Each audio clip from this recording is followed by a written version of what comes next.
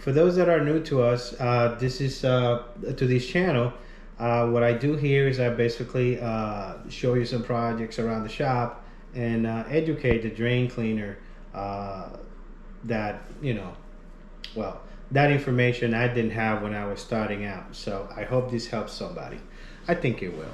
Anyway, so these are the nozzles that we carry in our trucks, and obviously there's a couple more here that nothing special about these, so we have them covered on this section here. Now, every nozzle here has a purpose. So the way I look at it, it's like, yes, these things are expensive. They're a ton of money and they are small. There's nothing that any contractor on any trade that has a service van have small and expensive pieces. I mean, these things, they can get lost easy if you don't have the habit of putting them away in the right place. And look at this for example, this can go $1,200 and you can leave these anywhere. I mean, it could get lost, so it's it is tough, but you have to keep in mind that what's going to set you apart as a drain cleaner, it's having the right equipment. That said, all right, so we have some nozzles over here. This is called the Ripper. This is the Ripper. This is the Rip Sub. They pretty much do similar thing. It just basically has a spinning front jet, which allows you to obviously clean what's in front of you. And these will be basically, these jets will be set to push it forward. It is kind of heavy. This thing is almost a pound, which is a little bit against it. Goes like the Rip Saw is a lot lighter, which it can help you travel further. But I honestly haven't tried this one yet. I did try this, and yes, it works. It works, and then it's pretty good to clear blockages, but when it comes to like cleaning roots, I don't think it's that effective, to be honest with you. The nozzle will have to be on the right, very, very bright spot in order for this to cut. And we run, just to get it out of the way, the machines that we run are 3,000 PSI at 19 gallons a minute. So, all right, so this, you have your the Warhog, mainly the 3/8 Warhog, which is, you can use probably grease lines with this 3-inch, 2-inch pipes. I will not recommend it to do a 4-inch grease job with this. You can do it, but it will just take you longer. But it's good to have in the truck. It's a good nozzle to clean, let's say, grease lines with grease deposits in it. All right. That actually will not work on our jetter. This is probably made for a 5 gallon a minute. So that will be more for our portable machine. But I figured it was good to show you this. These are your standard Penetrator, which has one front jet. It has 5 rear jets. And then you have the ram, which is basically all to the back, which is designed to kind of like bring the garbage to you, or flood the pipe. What I mean by flood the pipe is that if you keep these on, let's say you want to flush the line, you can keep these on inside the pipe, and the pipe will start filling up with water. And then once you turn the machine off, all the water will rush back outside, taking hopefully most of the stuff that you have descaled from the pipe out to the bigger or the city pipe. This here is the spinner, and he basically has a couple of rear jets to help it push it forward, and he has this 90 degree, or should I say, 90 degree type of spinning cleaning motion as you go back and forth the pipe. This is good to clean grease deposits. Like I have experience that if you use this, let's say you're doing a a grease line on the plaza, and then you have multiple stores on the same line, and the toilets are kind of close. If you use the Warhog, those toilets could start splashing water, and also the floor drains. You may cause mayhem as you go down the pipe, going through store through store.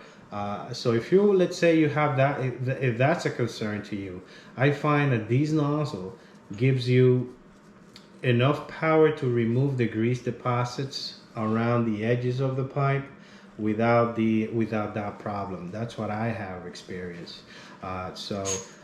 If I'm afraid to use the Warhog because I think the toilets are too close, then this is what I will use. And then once I use this and I get all the grease off of the side of the pipe, I can go ahead and use the ram nozzle, flood the line, and then let it go out once it's the deposits are liquefied or destroyed. So this is actually the only reason or the only purpose of this in my truck. Don't use it a lot, but like I said, there's always that time where you wish you had a certain thing, and then this is pretty basic, a penetrator, and this it has one front jet, and it has about 6 rear. I find this nozzle to be really good at reaching long distances. If your blockage is 150 feet away, I have proved that this bullet nozzle will get you there. It also, the shape of it helps you clear corners a little bit better. So I carry this in the truck if I have, like, I want to just get a line open and find out what's going on. I use this. When you're working for management companies, and sometimes when you send the jet out, and then usually the jet will just pulverize everything and the line will be super clean. And when the management company or the customers has questions like, hey, what's going on? Why does this keeps happening? You have nothing to show them because the jetter already took everything out of the pipe. Let's say if something keeps happening and the customer wants to know what's going on. I send these nozzles, get the line open, immediately retract the jet machine and send the camera in to see if I see a toy or a wipey or something that the tenants or someone might have, it might be, dropping down the line, whether it's on purpose or not. So that's, what you use these nozzles for. If you want to get answers and you want to make sure that you see what it is that is causing the constant blockage. One of my favorite is this one. This is the mold nozzle. And I was skeptical about it at first. I say, hey, you know what? How am I going to push this? How does it go down the line? It doesn't have any rear jets. And then I fell in love with this thing. If you do have in your jetter a stiff enough hose that you can push down a straight line. For example, in my jet, I can push probably with my hose. If it's a straight shot, I can easily push 80 feet without having to turn on the machine. That's the good thing about having these this stiff hose. That's one of the good things about it. So this thing, when you turn these on, it will push things almost 20 feet down the pipe. Okay? When you turn this thing on, it would just push anything. I mean, how hard rust, let's say you're doing a rusty pipe, the rust is very, very tough to push because as soon as, it's metal, and then once you have the momentum and you push it, it tends to settle right back down the line. It's just really, really, really hard to push. With this thing, once you turn it on, the machine will curl a little bit, but it will stay. It will grab the hose will grab the edges of the pipe and it will fight against it. And this will push anything that's in that line. It will push it 20 feet, probably 20 feet. I was just saying, between 20 to 15 feet. We know probably actually depending on your jetter, how power your jetter is. So let's say I'm doing a residential, which is a regular around in my area, it's about 60 feet. That's the average residential line here in northern New Jersey. I put this right at the beginning. I put this right down the clean out and about a couple of feet ahead, and I just turn it on, move on 10 feet, turn it back on, move on 10 feet, turn it back on, and that line will be clean. Whatever was in there will be gone, and you can make it all the way out to the street with this thing. Also, the good thing about this, the other good thing about this nozzle is that if you have a blockage and the clean out is full, and you know that if you turn your jet on, you're gonna kind of flood the whole place. This is one good nozzle to use. I mean, if you put this in the hose, on the hose, and you push it all the way until it stops, obviously when it stops, that's where the blockage is, and you turn these on, it will be immediate. It has so many front jets that if the blockage is here, it will just destroy everything, and then you won't even see a drop of water on the floor.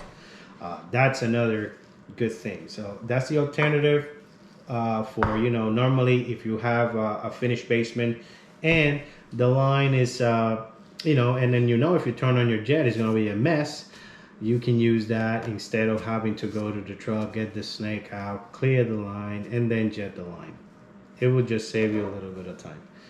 This is a flusher too.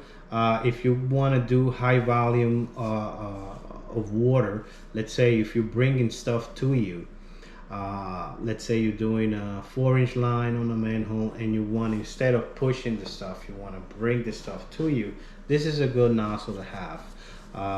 It's got this is 6 jets, 45 degrees, and it's high volume, meaning it's going to push a lot of gallons a minute. It will drain your jet, so make sure you have a hose hooked up to your jet, because this will drain it and very, very fast. Everybody knows this guy, probably about the most famous nozzle out there and one of the most expensive nozzles is the Warhog. Basically goes in and spins. This is on a 45 degrees, so it kind of does the same thing the Ripper does, but it also has spinning back jets. So this will do a better cleaning on the pipe. It will clean stuff in less time, and but it's also pretty aggressive. So you know, if you in the wrong hands, you can do damage with these nozzles. Just put it to you that way. You have to know what you're doing as you send this nozzle down the pipe, and then also know what is capable. You know, this will make toilets jump and splash, and the floor drains in area. This will make them splash, because you know it's a pretty aggressive thing. Cleaning nozzle, I think. And then you have this one with they call these the whip. Sorry, I just took these off the truck. It looks like it was, you know, I can tell by the sand in it, this guy was doing probably, I don't know who he was. He was probably doing a broken line.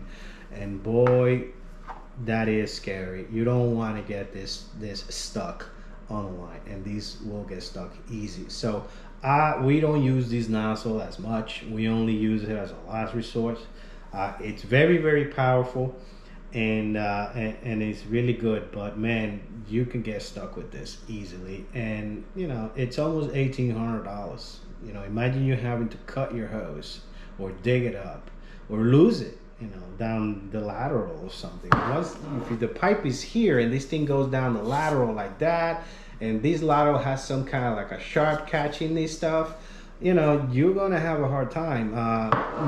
When I get it stuck, and what I normally do is I put it on low pressure and just trying to get it out slowly. But man, it is a powerful nozzle, but be careful with it, because you can get this, especially here in my area, we have a lot of clay pipe, and you know, it could be a bad day. Let's put it to you that way. And that's about it. I mean, these nozzles, they make nozzles all shapes and sizes. These are the one I use. These are the ones that work for me. And pretty much, this is probably a nozzle for every situation, other than a chain nozzle, actually, which I have right here. Give me 1 second so I can show that out to you. Yeah, why not?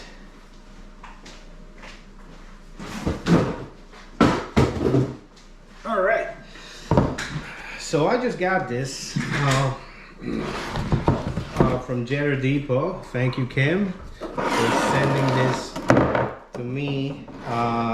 It happens to be the wrong size, so I have to send it back to get, you know, this is a 3/8 and I need a 1/2 inch. So, you know, small mistake, it happens. But while I have it here, I might as well show you. I cannot tell you anything about these nozzles. Because, you know, I ran through these roots, I think it was 3 weeks ago, and they were thick. They were about the size of this finger. There was 2 roots coming out like this, and we just couldn't cut them. With this, the Warhog, and with the other Warhog, and we tried all, we just couldn't cut them. They were too thick. And so I said, hey, you know something?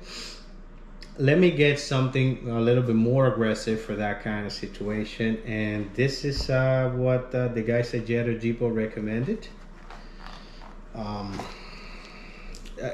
let me tell you, this thing looks really serious. I mean, it looks like like you can see, it's 3/8, you know, and I use 1/2 inch. That's why it's going back. So hopefully, when roots that thick come again, I'll be able to send this thing, and it should be able to take care of them according to you know, the specs. It comes with different chains. If you want to do 6-inch pipe, which we probably won't. 99% of our jobs are 4-inch. But you know, they send you that. They send you bigger skits. If you want to do a 6-inch pipe, you put the skits on there. As far as the maintenance go, I do not know. I haven't read anything. I just saw, I took it out. I saw the 3/8. I said, oh, okay, wrong one. And I'm just gonna send it back. I'm just gonna send it back. Here you have the chain knockers for 4-inch, 6-inch, and 6-inch, and 3-inch. Okay, all right. So there you go. All right. So this is the latest. Like again, I haven't really studied anything. I mean, it looks well built and it looks like it will do the job. Now, I'm going to keep these at the shop. If we run into a problem like that again, you know, my guy's going to have to come here and pick it up and then just go ahead and finish the job. I'm not going to have one of these on every truck. Simple. It's just too many small parts. Too many screws, too many of everything, and I just think that will be better to have it at the shop, and then just, you know, I know it's a waste of time, have somebody come out of the job to pick this up, but we don't run into a lot of cases like that. So here we go. You're going back, so I'm gonna put you right here. But 90% of the job, these nozzles right here will do the trick. So that's it. And let me know what you think in the comments below, and have a great day.